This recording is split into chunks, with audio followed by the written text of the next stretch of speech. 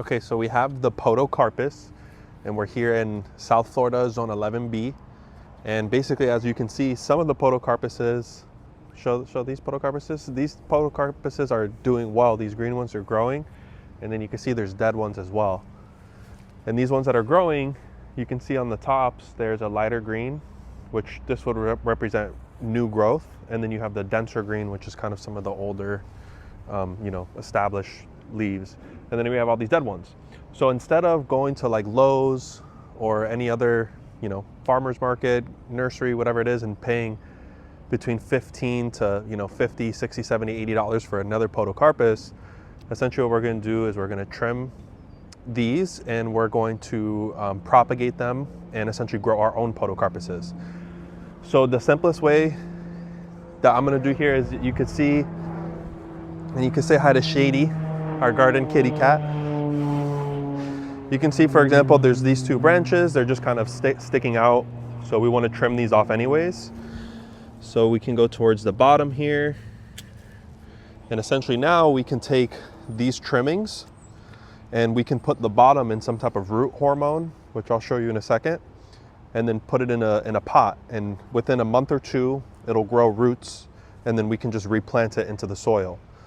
So that saves us a whole bunch of money, right? Instead of having to buy new ones and replacing the ones that are dying. And with these two branches, because there's extra, you can see here, like there's this extra leaf growing off the side of it. So this could be one. So from these two leaves, you might be able to propagate between, 10 to 15 new plants. So that's what we're gonna do to try to replace the dying ones. And I'll show you that now. So let me show you how I would trim this up and propagate it with the rooting hormone and some soil in a pot. So come over with me. We're gonna go to our little hangout spot. And you can actually do this as well with plants other than the Podocarpus. For example, we're doing right now Mexican mint as well that we have. And there's gonna be some future things that we do. We've recently planted a soursop tree, or some people know it as a guanabana tree. We're gonna propagate some of that later on. So once you have all these trimmings, you're gonna wanna get yourself some potting soil and just put it in a pot like so. And then you're gonna take your branch that you made and whichever rooting hormone you would like to use. For Podocarpus, you don't actually need to use rooting hormone, but just to play it safe, we're going to. And we're gonna use this one that we found at Lowe's called Take Root, but there's other solutions. For example, something we're gonna be experimenting with is some aloe vera that we're growing in our garden and cinnamon.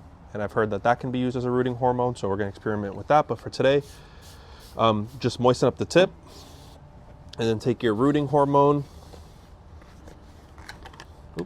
Sorry, dropping that cap. And then basically you're just gonna dip it in your rooting hormone, get it coated up like so, and then take your pot with your potting soil, just make a little indent there, and basically just plant that in. Let me move it over here so you can see. Essentially just plant that in there. And that's it. And for Podocarpus, we want to keep it in indirect sunlight and keep it moist, but not too wet. So I would moisten this up a little bit right now, for example, with some mist, and then just leave it here. Within a month or two, it should start rooting. So you can see we have a whole bunch of different ones here. And essentially from a couple of branches from your trimmings, you can make new Podocarpuses. So you can give them to friends and family, use it in your garden, or if you want to start a little business from it, you can sell them, whatever you want to do. But yeah, so that's how you propagate Podocarpus. Follow our channel for more gardening information. And yeah, see you guys in the next video.